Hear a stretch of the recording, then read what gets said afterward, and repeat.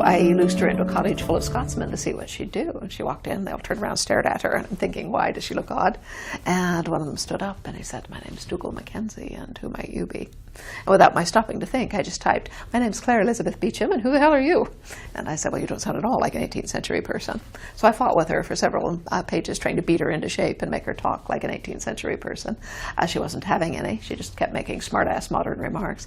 And she also took over and started telling the story herself.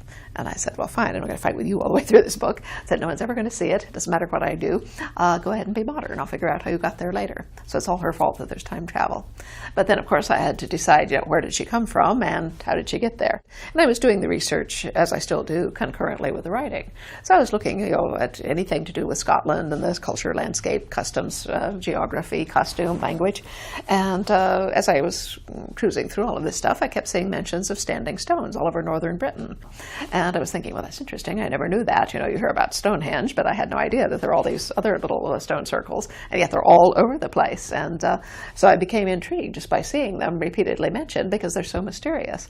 Everyone's fascinated by them.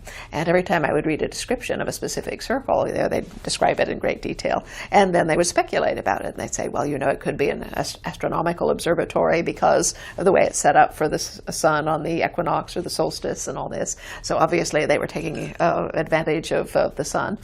But every single description would end up by saying, but no one actually knows the purpose of the stone circles. So I began to think, well, possibly I do.